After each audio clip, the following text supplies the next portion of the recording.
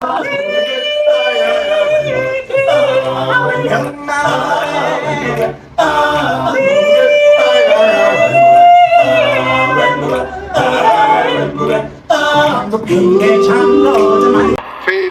municipality under the previous leadership of the ANC and the current one, especially Kwakwati, Ward 16. We want to fix it and we want to do it working with our people. Our chances look very high and we stand a very good chance. Our people are happy to receive the economic freedom fighters. But you will know that we don't exist just for vote. We exist to conscientize our people on the ground. So if we convert 2-3 people to believe in the message of economic freedom, with that will be a big achievement for us. But we're going to put up a good fight. You can already see here, we don't want people from outside this world. We're only dealing with people from this world. Mr. Malema, you spoke a lot about your safety, especially given the utterances that were made by Mr. Trump. We see also an increased number of security. Are you really fearful for your life? And secondly, just to speak about how do those utterances by Mr. Trump, how do they affect the EFF, especially going into the local government elections? Well, I'm not fearful. As a revolutionary, part of being killed is one of those honors you must wear with pride. But I'm not going to be reckless. When he says to Ramaphosa, why is this man not in jail? Why are you not arresting this man? He simply means, why are you not killing this man? Because this man wants to kill white people. That's what he believes. And imperialism, especially the USA, it makes such remarks meaning something different. If you remember how they killed Gaddafi, they said no-fly zone and any other necessary means in Libya. And that meant Gaddafi is going to be killed. And that's how they took care of that situation in Libya. So we know imperialism killed. The president of South Africa was unable to defend the constitution of South Africa to say, this thing that you are accusing him of and saying to us, we must arrest him. Firstly, we are a constitutional democracy and we are governed by the rule of law. The judiciary has expressed itself on this matter, including the highest court in the land. If I arrest him for that, then I will be violating the constitution of South Africa, which I must respect. He failed to do that. So when a president fails to do that, you have a responsibility to defend yourself. And that's exactly what we're doing. The EFF is more powerful now. Everybody else, all of you, including some Kelo, you said EFF is dead, EFF is irrelevant, and all of that, only to find it in the Oval Offices and to find it in the White House. And for a USA president to argue with the South African president who's in denial, who says, this is just a small party, it's so insignificant. He says, that's not a small party. This party can gather 100,000 people under one roof in a stadium where I can't even see a single empty seat. You can't say that is a small party. We are not a small party. That's why imperialism is very scared of us. Mr. Malema, how did you feel when you saw those videos of yourself being beamed at the Oval Office of President Ramaphosa, particularly noting the historical nature of Kill the Boer, Kill the Farmer song with the Constitutional Court judgment? Well, I was not shocked necessarily. I knew that issue is going to arise, but that they will play videos. I was not sure. I didn't know all of that, but I knew that matter was going to arise. And I was very interested to hear how the president is going to defend the struggle song that the ANC has defended throughout the history of that song. He couldn't defend the song as a heritage. He couldn't defend the song as a struggle song. He couldn't explain the song that it doesn't in any means necessarily refer to literal killing of white people. It was refused in reference to a white supremacist system of oppression in South Africa. He couldn't do that because he himself never believed in the struggle. And that was justified when he couldn't defend the struggle right at the White House. So we know for a fact that he threw the Constitutional Court under the bus. He threw the Constitution under the bus. He was not loyal to his oath of office to defend the Constitution of South Africa, where he should have pronounced that The highest court has ruled on the matter. I can't arrest him. Even if I wanted to, I have no powers. There is a rule of law in South Africa that needs to be followed. But they all understood the language. But the language is not arrest, it's killing. Yep. Why are you not killing him? Because he's going to kill white people. That's what he wanted to project, but he was not courageous enough. You have the whole former deputy president of the Youth League who sang this song, sitting there, not saying anything. The whole minister of public relations, Kumbuzo Chabeni, I was with her in the Youth League. She was the youngest in Peter Mukaba's NEC of the ANC Youth League. She knows the history of this song. She's sitting there very scared. All of them shaking. The president himself shaking. Only 4 white Afrikaner males were confident. It was Rupert, the 2 golfers, and Steenhuisen.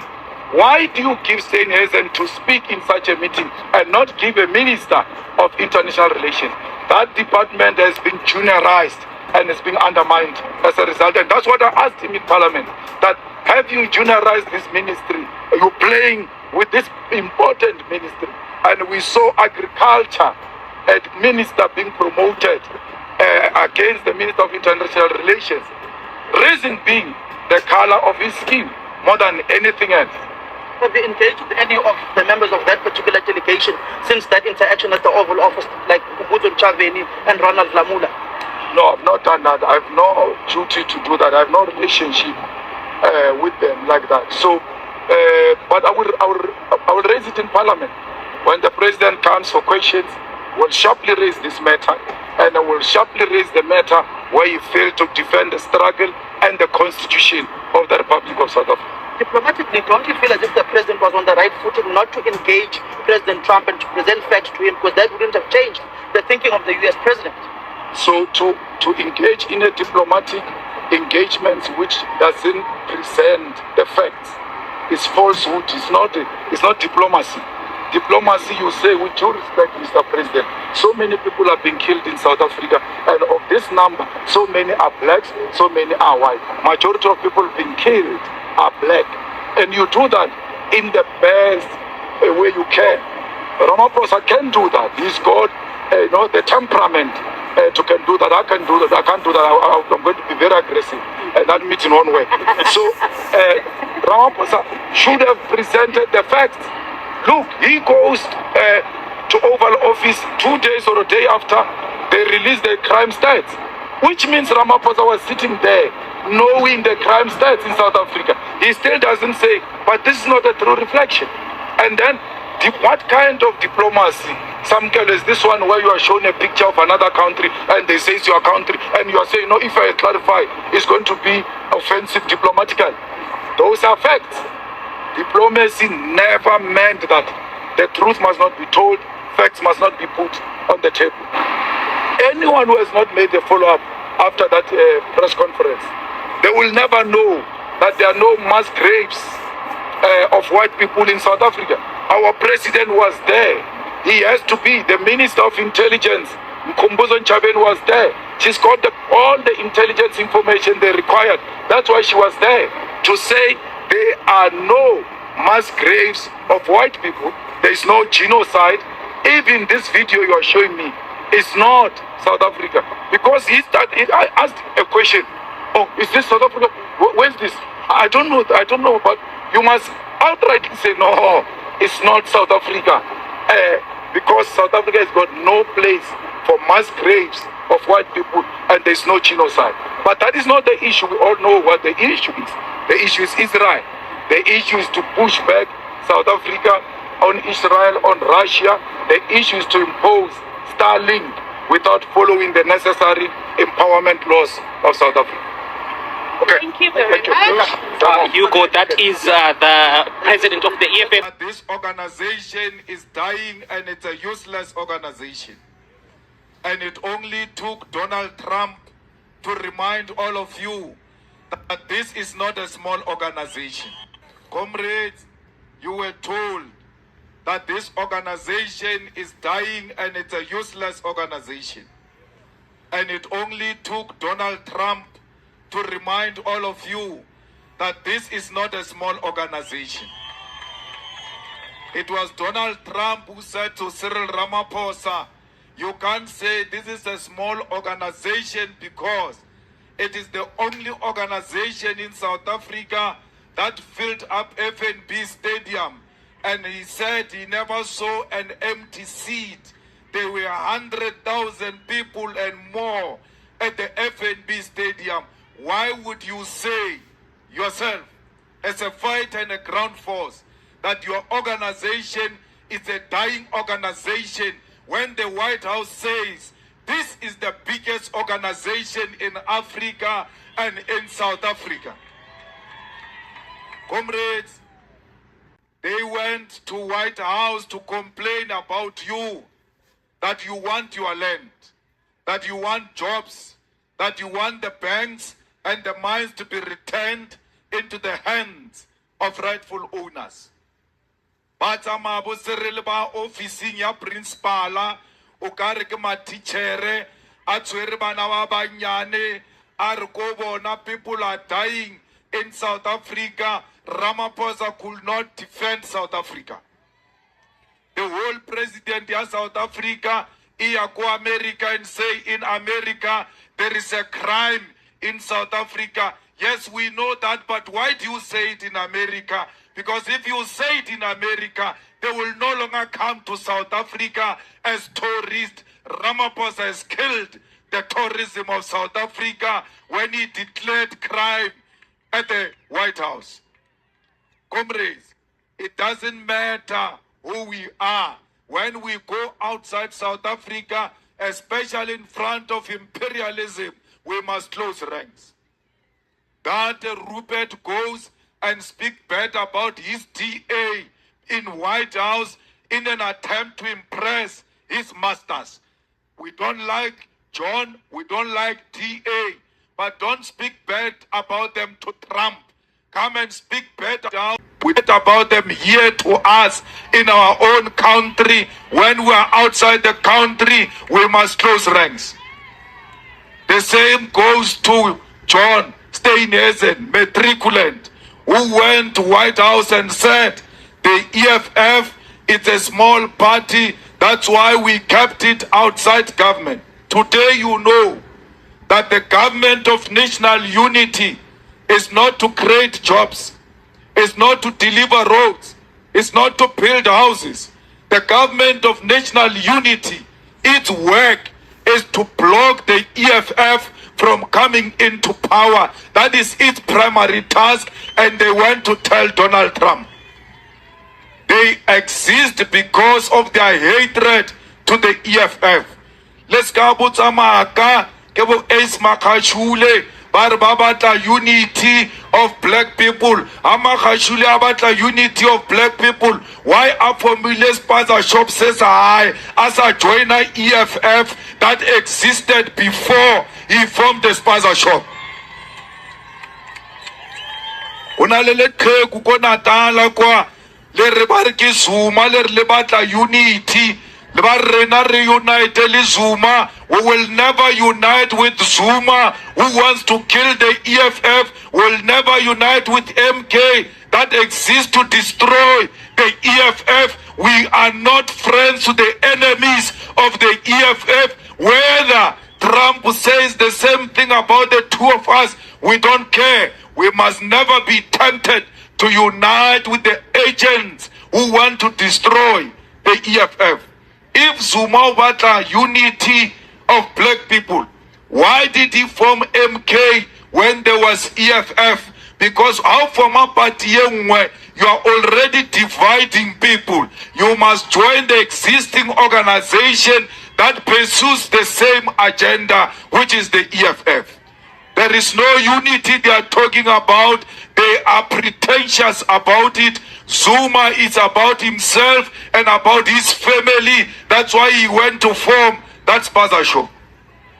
Today, Kopi is complaining about Paris. I told me today. It's a little milekana Ace Makashule Hale Ankadin to Adisa ko Paris. Today, Urutlo contest Ward 16. A contest of young because he's the one who brought people from Paris to come and work a year at Kwakwati. He went to fetch the money and make sure that Paris looks like Paris, whereas we are suffering. Comrades, let's go lebala la tempted to do wrong things. Le misleader ke batho ba ileng hore ke bona ba corruptileng service delivery.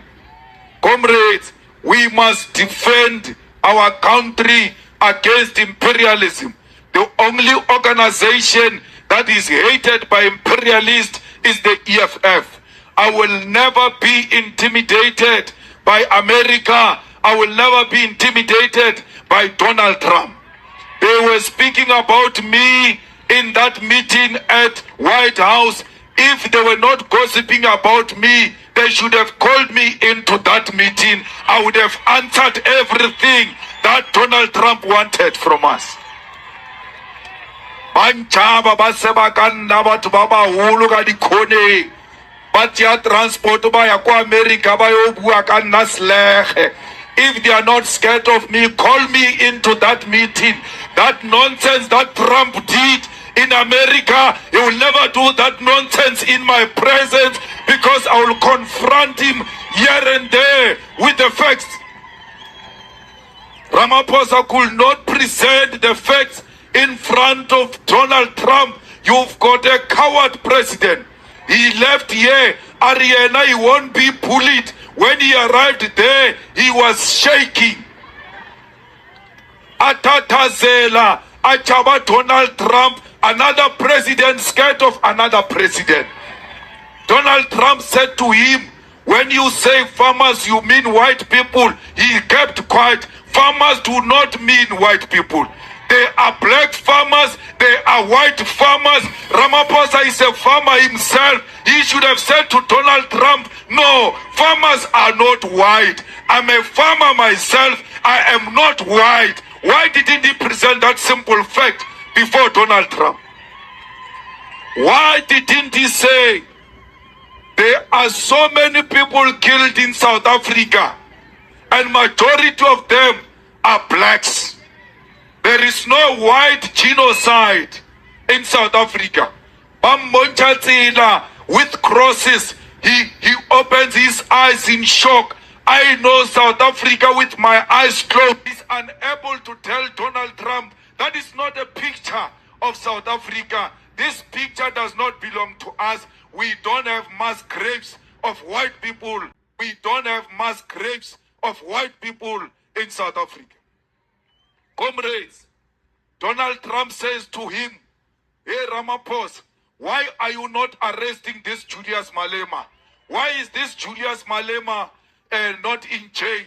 He can't respond with a simple fact that this song, Kill the Poor, Kill the Farmer, was approved by the Constitutional Court. We are a constitutional democracy. We must defend the decisions of the court. We are a constitutional democracy. We must defend the decisions of the court. He failed to defend the Constitutional Court. By failing to defend the Constitutional Court, it means he failed to protect the Constitution. And when you fail to protect the Constitution as a president of the country, you have failed in your primary duty of defending the sovereignty of South Africa. Ramaphosa is a failure, but you must understand one thing.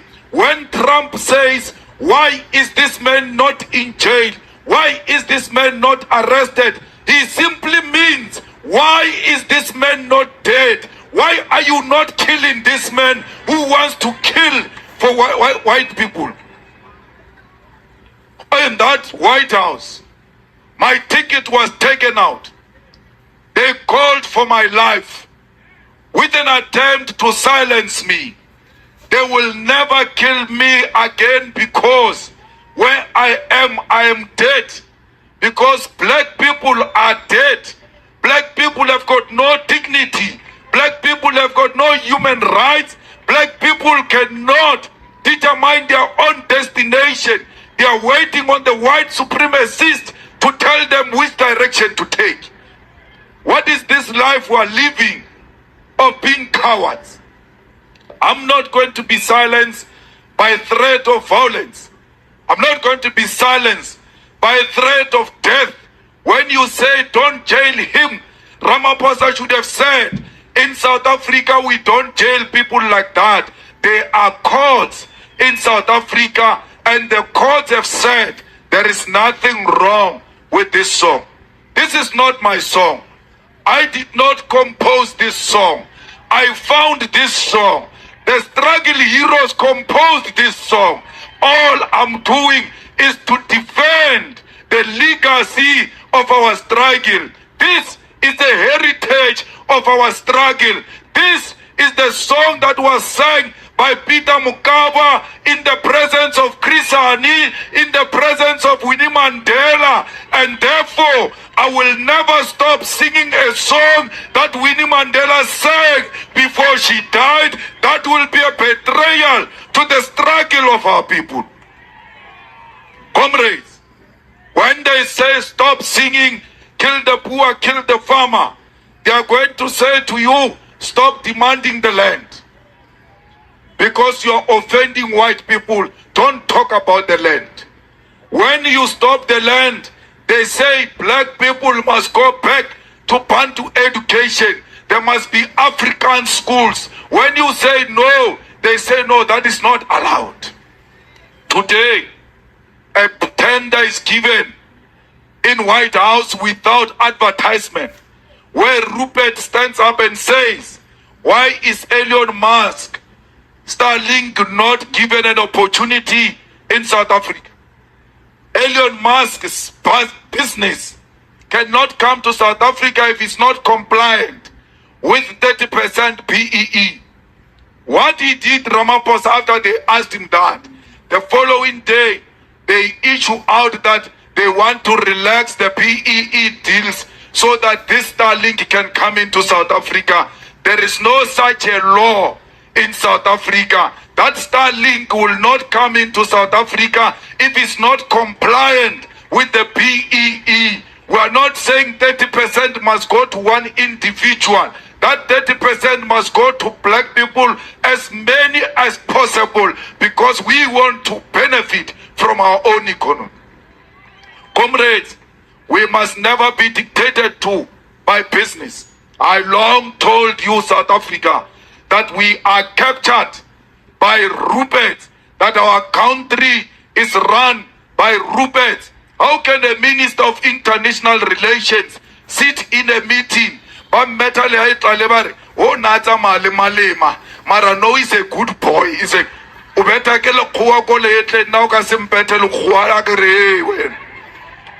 what is your problem? The world minister of international relations goes and sits in a meeting that deals with international issues outside the country and never uttered a word. But businessmen, the golf players are speaking, but you, the politician, who's supposed to speak on those matters, you are quiet. Why do you still want to earn a salary after being quiet? Why can't we give this salary to those white people? Because they are the ones who are speaking there. All white people who were in that house from South Africa, all of them spoke. All of them, including John Steinhausen. What gave them the ticket to speak on behalf of our country? It was their color. Only the color of their skin is the one that gave them permission to speak at the White House. Lamula was there. Kumbuzo was even worse.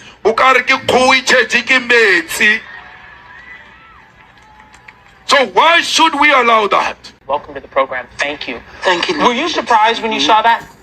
No, not necessarily. I was amused by the latest gimmick, for sure, but surprised not so much. I think the South African delegation, South African journalists have been talking about it. We knew the president would walk into some sort of trap. It's not surprising. The invite was there. The desire for the conversation to open up the channels between the USA and South Africa are there. South Africa's been trying, by all means, to try and open up the doors again. And so, no one was surprised. Okay. Did we expect the lights to be turned off and a visual illustration administration. No, not that far. That is the new reality with Donald Trump. The issue here, I think, is an important one about what is actually happening in South Africa. Is it true that white farmers are being killed in South Africa? It's an interesting way that you've asked that question. I don't think the issue is what's happening in South Africa. I think the issue is what's being peddled about what's happening in South Africa. If you watch today's engagement, let me get to the point first. If you watch that entire engagement, the recognition, the painful recognition, the startling truth of crime in South Africa, violent crime, was actually uttered by everybody there from South Africa. Is it targeted towards a specific group? Is it an ethnic cleansing? That's the question, right? Based on what's been said about South Africa the world over, at least people are allowed to Donald Trump and Elon Musk. That's not a fact. Okay, so we don't deny that there's a lot of violent crime in South Africa, right? Seven times the murder rate. Across the board. Okay. So the issue is whether or not, I guess, whites are being targeted disproportionately. Is that what you're taking issue with? No, that would be the claim. The issue is that the claim is falsehood. White people are not being targeted, Leland. Nobody. So when crime is experienced by everybody, not just white people. Was chanting, kill, kill, you have to kill to be part of a revolution, on and on. He was talking about killing blacks or killing whites? Do you need the context of what that song is? Because you can't take out the context of what that is. That is actually important. It cannot be that he's giving an instruction when that's not the fact.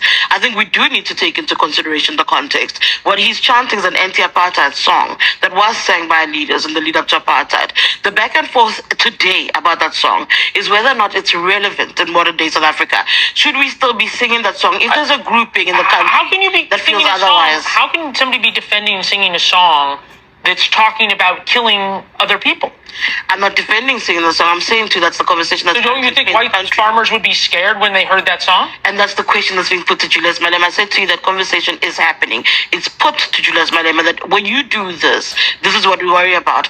But when you look at how long he's been singing the song and whether it correlates with the numbers of farmers under attack, particularly white people, it's not there. People who are being attacked on the farms are farm dwellers and farm workers. That's also a reality that's got to be... White farmers are not being targeted or white farmers are not being killed, why are so many who have big land holdings willing to give up their entire lives to come to America? Where are they? Show them to me. We had them land. Those 49 people are not farmers.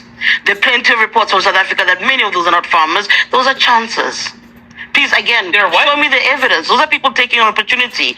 America's given them an opportunity. You're saying they're not farmers. I'm just trying to figure this out. You're saying that your president has not in any way targeted whites, even though Elon Musk, who was there, can't get a license for his business. He was where? In the Oval Office. He was in the Oval Office. He's never been to South Africa. When was the last time Elon Musk was in South Africa? But he can't get. When was the last time he was in South Africa? His father, Elon Musk's father. I'm not talking about when he was there. No, hold on. I want to also make you understand the accusation is that many whites cannot get licenses to do business, among them Elon Musk. So we're being forced to undermine our transformative laws. We must be okay with a South Africa with a majority that is denied of their own land, with the majority is deprived of access to economic transformations and means of production. We must be okay and not move the needle in any way to try and fix that. We must be okay with South Africa being labeled the most unequal country in the world and not trying to do anything to rectify that. Because that's what that argument says. No, but the fact that there are laws. The fact of the matter is they must be bent for an individual. No, that is what the question is. But if you make laws that target a certain race, don't. But there are none of those. Where are those, Leland? You're calling me as a journalist from South Africa, and you're putting those to me. I'm asking you for the proof. Donald Trump today. I'm sorry, I'm going to have to lecture a little bit. Donald Trump today called us in there, saying he's got proof of a genocide. South Africa's gone to the ICJ saying that they believe Israel is committing a genocide in Palestine. But they put evidence on the table. They put evidence on the table. It's not proof of genocide. Yes, it is. A private monument with fake crosses and not actual gravesites is not proof of a genocide. I don't believe that I'm being called in here to defend the indefensible. Those things aren't facts. Okay. Donald Trump did not put facts on the table. You say that. We obviously have the president. Thank you very much. That's a reference to white South Africans, basically, or people of what, Dutch ancestry? How would you describe it? I think it depends on who you're asking. What does it mean, kill the Yeah, Boer? well, tell me what it means. Yeah, Kill the Boer, kill the I farmer. didn't put it in the historical context, Yes, to be fair. please. It is a song stemming from the apartheid era. The Boer, the farmer, equated to the system that was in charge, an oppressive regime at that. So that song, that chant was about killing that particular system. It's been a contentious song, and we continue to go back and forth about its relevance in modern day South Africa, because you're now in democratic South Africa. But you also have the constitutional courts and the laws saying that actually it is very much in line with freedom of speech in the political space, that there is relevance for those kind of things about who and what we are. Now it's a question really about whether or not it's distasteful to continue chanting shoot the kill the Boer, the farmer, as opposed to actually an instruction to actually go out and target farmers. But when there is actual violence against white farmers and black farmers too, of course, is it not questionable to be chanting that? I did say to you there's a question and a back and forth Yeah, on the question yeah. whether it's tasteful or not. But I'm asking whether you, it's not what- relevant or not. That's what South Africans are trying to debate. What do you I think? go back and forth about what that is. I'm a journalist, I'm an observer like you. Right. So I don't have a skin in the game to say what's wrong or right about this particular chant. I think that the Constitution and the democracy does allow for it. I think South Africa also needs to be understood as an incredibly robust and loud democracy. We are that. We thrive ourselves as a nation on how free we are. We relish that freedom. Has a ton of problems, Jake. There are no questions that South Africa is shrouded in problems. But part and parcel of that is that. So the question becomes, should you continue singing the song? Is it tasteful at a time like this when race relations are starting to intensify again? And it's fringe groups that are spurring this on. Your Afriforums are fringe groups that didn't find an audience today, didn't find a space in Trump's performance today. I was in the Oval Office. It paid no mind, but there is a question about whether or not this is what you need to continue doing. And that's one that Julius Malema has been asked quite often by even black leaders, political leaders, and commentators have said, is this what you should be doing at this point in time? But there are those who agree that actually it is harmless, that it's got its place in history, and that it can still exist. Again, that's an argument that still goes back and forth in the country. So do you think President Ramaphosa was prepared for President Trump to press him on this? I have interesting views about whether I felt that South Africa's delegation was prepared, or at least prepared enough. I do think that they knew that they were walking into a trap. They did, yeah, okay. I don't think that they were clueless. They were confident. At times, I'd even say to them, it sometimes feels like a little bit too confident. We've seen what Donald Trump does. The one thing that's a marker of the U.S. president right now is uncertain, unpredictable, and we tend to know that he relies on tricks to prove a point. And so I do think that they did understand. Did they expect to see a screen come up and a visual reference to what he's claiming is happening in South Africa? I don't think so. I also just very quickly, Jake, if you let me, want to speak about the visuals. You cannot for a second claim that there's genocide and that's what you produce. South Africa claims that there's genocide happening in Palestine, that Israel is guilty. Goes to the ICJ, is asked to provide evidence of this. And what do? They provide words and words and words of evidence. Donald Trump claims that there is supposedly a genocide in South Africa. What does he do to prove it? To put up chants of Julius Malema? Surely that devastation exists. In that particular room, you had South Africans saying, we have a problem. Crime is rampant in the country. You've had Zingiswa Losi, who's head of COSATU, which is the Labour Federation there, the largest one, describing the atrocities being visited upon the elderly women in South Africa. Everybody recognizes there's a problem. It isn't targeted at particular people. For the life of me, a president of the US, with everything he's got access to try and prove a point about what's happening, that's all you could produce today. I found that interesting. Yeah, we should just note that obviously the government of Israel and the government of the United States deny that there's a genocide in Gaza right now, but I take your point as to evidence. But you should have shown something different. Evidence versus words. Thank you so much. I really appreciate your being here. Thank you for joining us at TSHIDI. The president of USA, America, bringing up fake news that there was genocide in South Africa of white Afrikaners, which is not true. Evidence proved that there is nothing like that.